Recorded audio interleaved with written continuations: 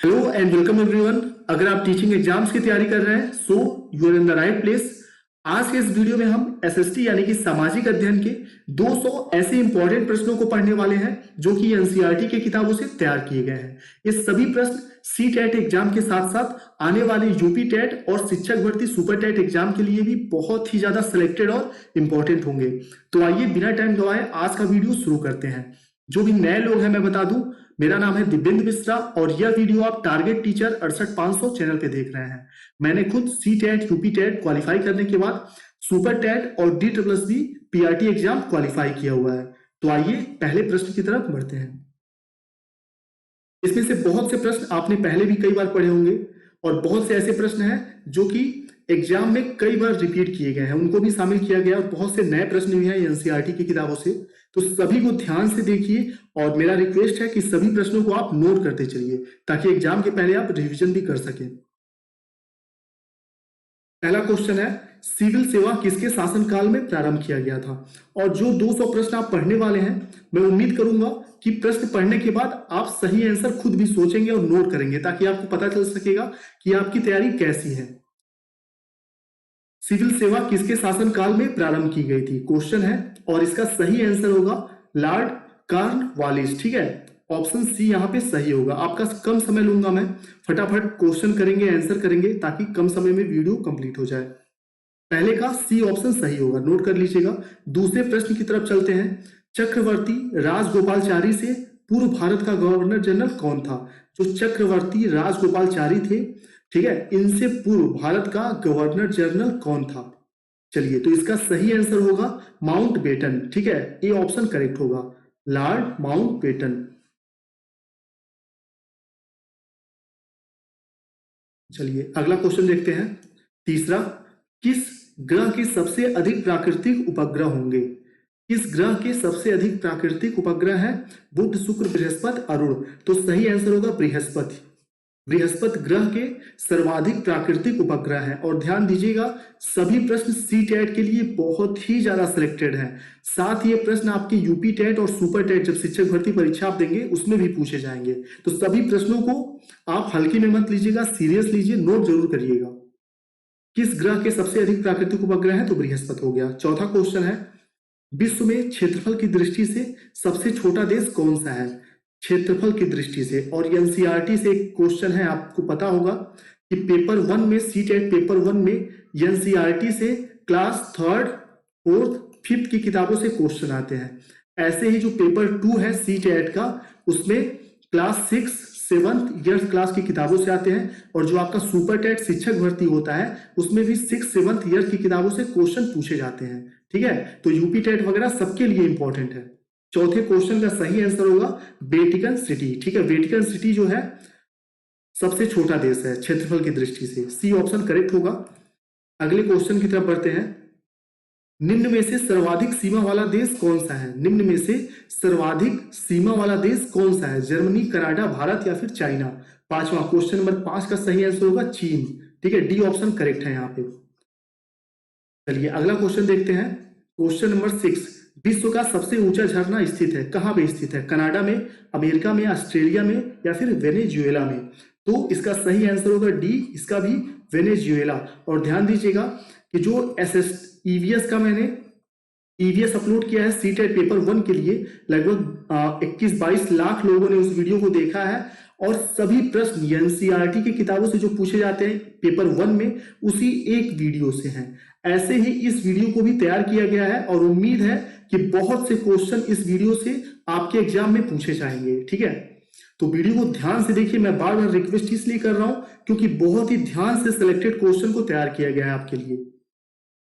हमें भी अच्छा लगेगा कि अगर हमारे वीडियो से प्रश्न एग्जाम में आते हैं तो जाहिर सी बात है चैनल का नाम बढ़ता है, मुझे खुशी होगी, आपका फायदा होगा। तो ठीक है, तो कोई भी चैनल वाला नहीं चाहता कि फालतू क्वेश्चन अपलोड करे, मैं तो बिल्कुल नहीं। चलिए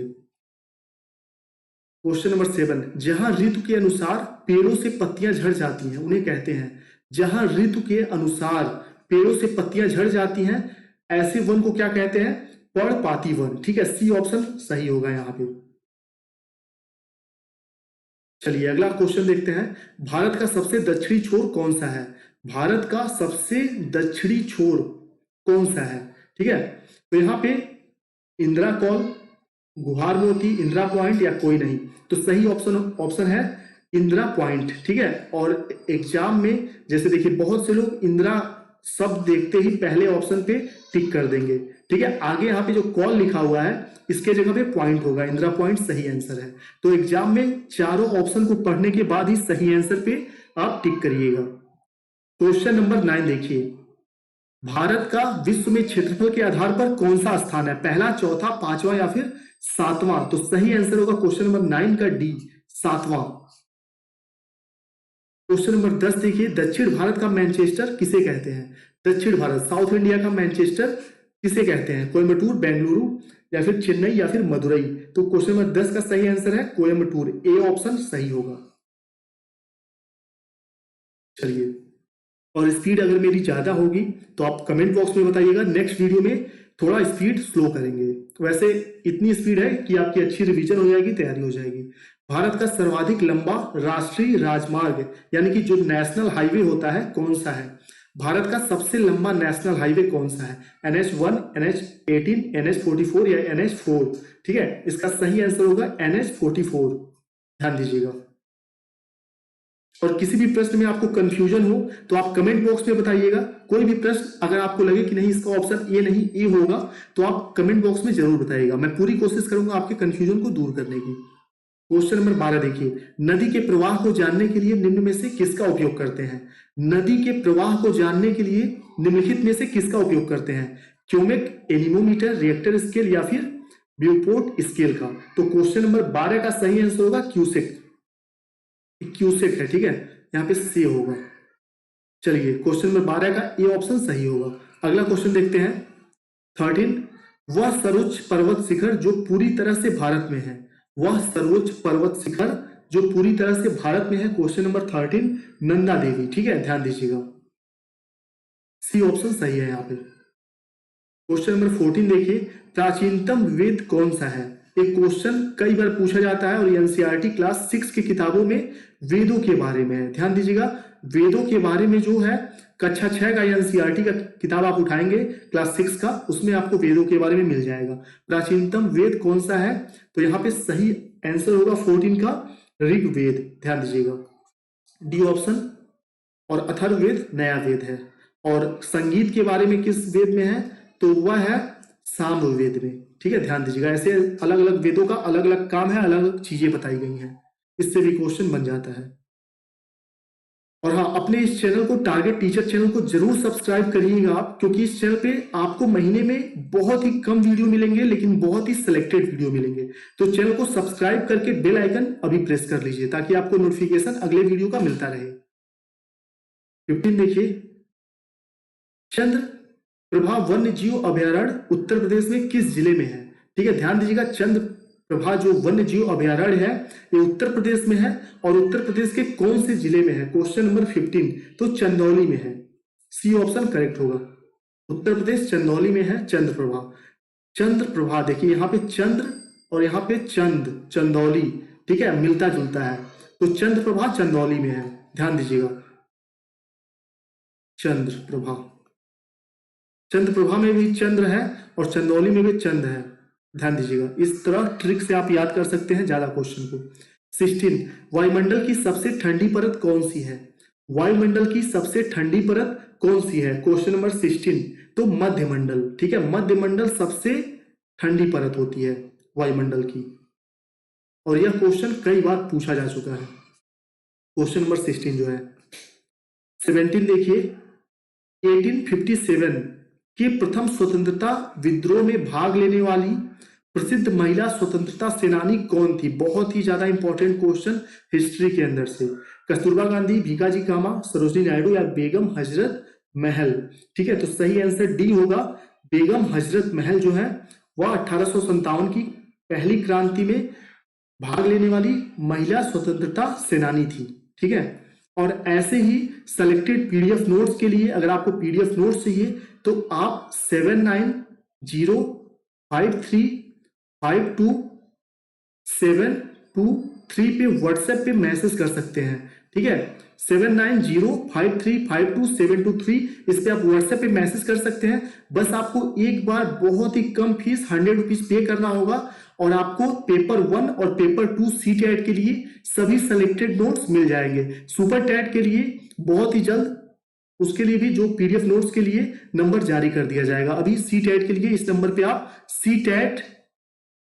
जस्ट CTET लिख के मैसेज करिएगा 7905352723 पे। 100 रुपए पेमेंट करना होगा और सारे PDF नोट्स जो सिलेक्टेड हैं वो आपको मिल जाएंगे तैयारी के लिए, और बहुत ही ज्यादा सिलेक्टेड है कम समय में तैयारी करने के लिए।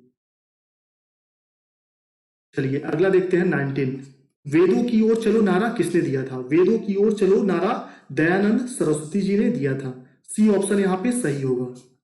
अगला देखिए 1857 की क्रांति में 1857 की जो क्रांति थी बिहार राज्य से किसने नेतृत्व किया था? ठीक है, अलग अलग राज्यों से अलग अलग लोगों ने नेतृत्व किया था। बिहार राज्य से किसने किया था? 20वें क्वेश्चन का सही आंसर होगा कुंवर सिंह। ठीक है, सी ऑप्शन। ये 2 बार पूछा जा चुका है इसलिए इसको शामिल किया गया था आपके इस वीडियो में।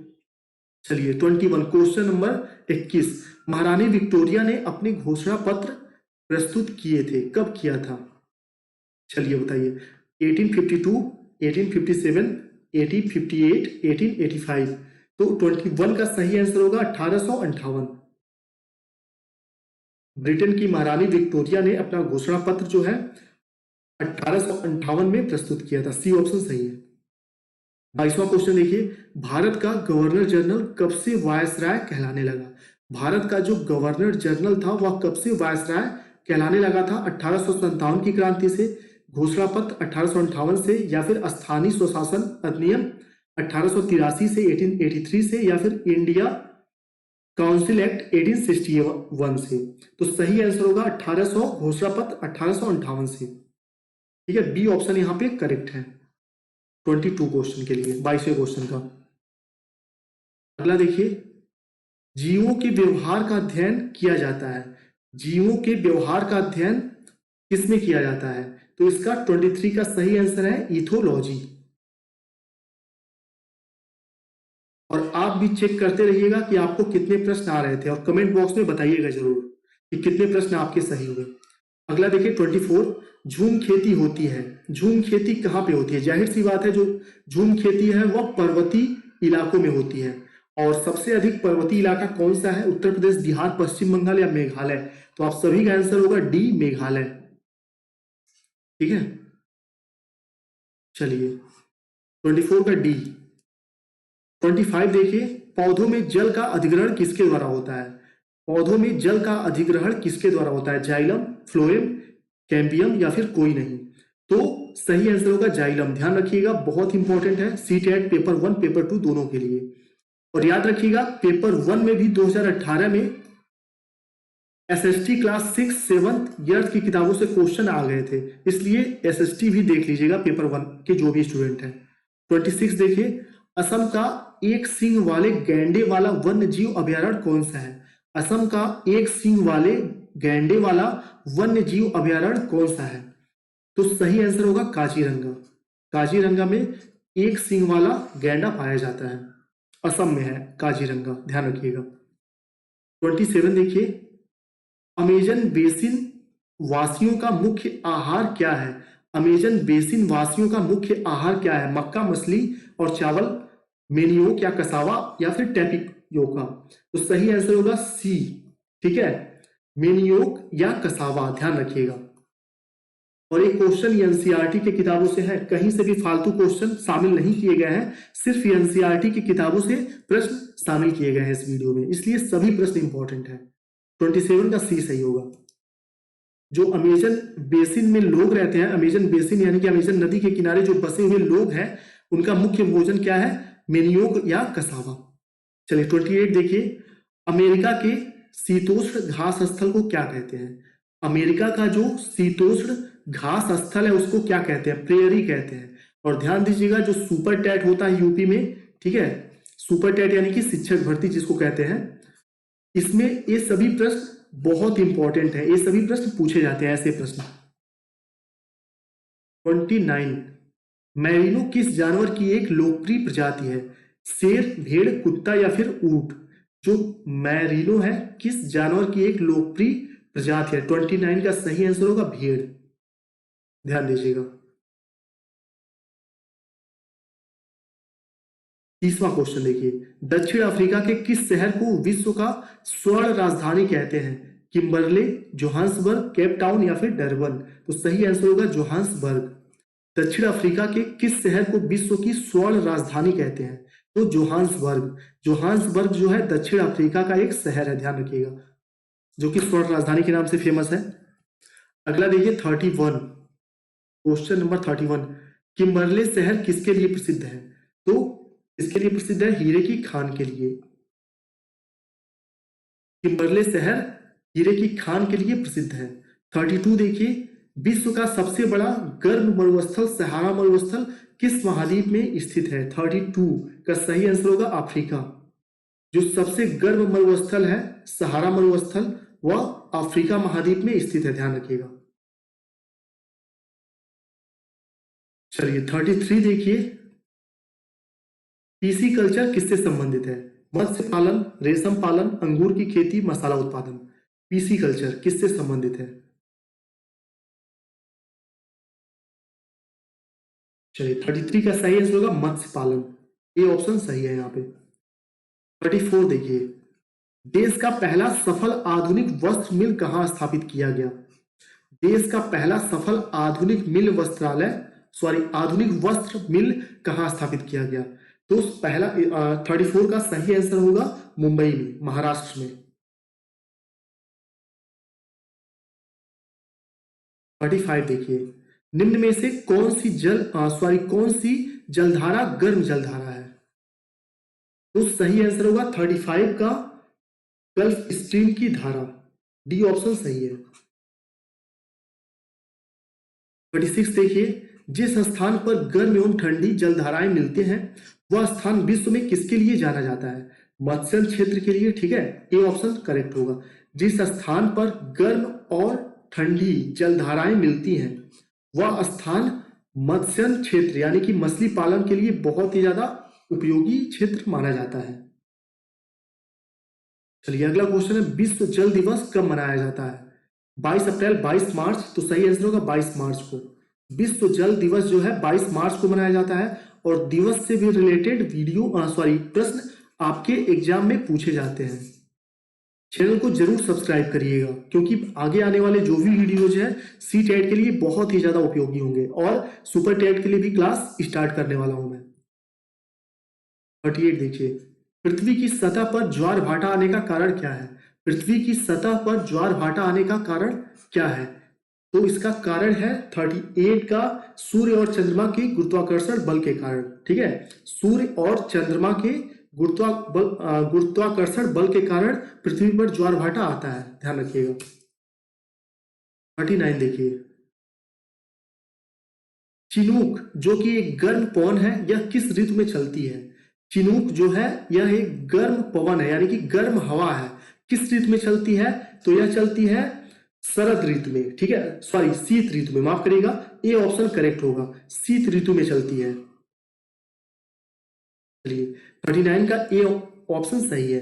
39 हो गया। 40 देखिए, 40वां क्वेश्चन, शीतोष्ण घास स्थल क्षेत्रों में विशाल मवेशियों की देखभाल करने वालों को क्या कहते हैं? विशाल मवेशी क्या होते हैं? जानवरों को मवेशी कहते हैं, गाय वगैरह, ठीक है, जो होती हैं जानवर, तो इनको चराने वालों को क्या कहते हैं? काव बॉय कहते हैं, ध्यान रखिएगा। आपने देखा होगा काय बॉय हैट आता है, ठीक है, मार्केट में, ठीक है, तो काव बॉय विशाल मवेशियों की देखभाल करने वाले लोगों को कहते हैं। 41 देखिए, निम्न में से कौन सा अधात्विक खनिज नहीं है? निम्न में से कौन सा अधात्विक खनिज नहीं है? नहीं है कौन सा, ये पूछा जा रहा है। तो 41 का सही आंसर होगा प्लेटिनम, डी ऑप्शन करेक्ट है। चलिए अगला देखिए 42, विश्व में बॉक्साइट का सबसे बड़ा उत्पादक महाद्वीप कौन सा है? विश्व में बॉक्साइट का सबसे बड़ा उत्पादक महाद्वीप कौन सा है? 42 ऑस्ट्रेलिया, ठीक है, ऑस्ट्रेलिया इसका सही आंसर होगा। बॉक्साइट का सबसे बड़ा उत्पादक ऑस्ट्रेलिया देश है। अगला देखिए 43, विश्व का फलोद्यान कहा जाता है। विश्व का फलोद्यान किसे कहा जाता है? 43 का सही आंसर होगा भूमध्य सागरीय प्रदेश को। ए ऑप्शन करेक्ट है यहाँ पे। भूमध्य सागरीय प्रदेश को विश्व का फलोद्यान कहते हैं। चलिए अगला देखते हैं 44, निम्न में से कौन सा शीतोष्ण कटिबंधीय घास स्थल है? निम्न में से कौन सा शीतोष्ण कटिबंधीय घास स्थल है? सवाना, कंपोस्ट, लानोस या फिर प्रेयरी? 44 का सही आंसर होगा प्रेयरी। ठीक है, विश्व का निम्नलिखित में से कौन सा शीतोष्ण कटिबंधीय घास स्थल है? प्रेयरी। चलिए अगला क्वेश्चन देखते हैं 45, वन्य जीव संरक्षण के क्षेत्र में अदम्य साहस दिखाने वालों को कौन सा पुरस्कार प्रदान किया जाता है? वन्य जीव संरक्षण के क्षेत्र में अदम्य साहस दिखाने वालों को कौन सा पुरस्कार प्रदान किया जाता है? 45 अमृता देवी बिश्नोई पुरस्कार। ठीक है, सी ऑप्शन करेक्ट है।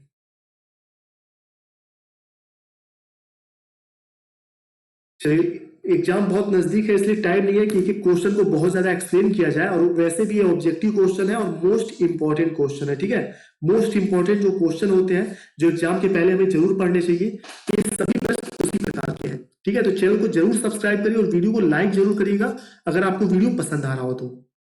अगला देखिए 46, समताप मंडल की ओजोन गैस की परत की मोटाई किस इकाई में नापी जाती है? जो समताप मंडल है जहां पे ओजोन गैस पाई जाती है, ओजोन गैस की परत, इसकी मोटाई को किस इकाई में नापी जाती है? ठीक है, तो डाप्सन इकाई में। ध्यान रखिएगा, बी ऑप्शन करेक्ट है, डाप्सन इकाई में ओजोन परत नापी जाती है, मापी जाती है। चलिए 46 का बी।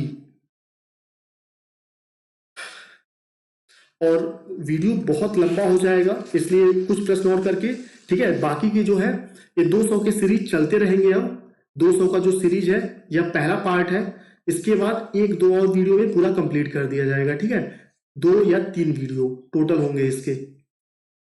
चलिए अभी कुछ प्रश्न और कर लेते हैं 47, विश्व का सर्वाधिक प्रति व्यक्ति कार्बन डाइऑक्साइड उत्सर्जक देश कौन सा है? 47 कतर। ठीक है, ध्यान रखिएगा, विश्व का सर्वाधिक प्रति व्यक्ति कार्बन डाइऑक्साइड उत्सर्जक देश कतर है। 48 देखिए, निम्नलिखित में से कौन सा ग्रीन हाउस गैस नहीं है?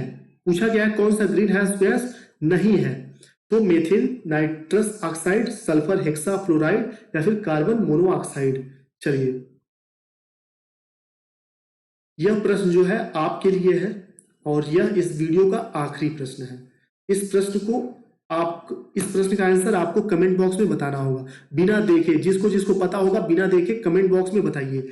और व्हाट्सएप ग्रुप में जुड़ने के लिए 7905352723 पे व्हाट्सएप पे मैसेज कर दीजिए आप, CTET लिख के।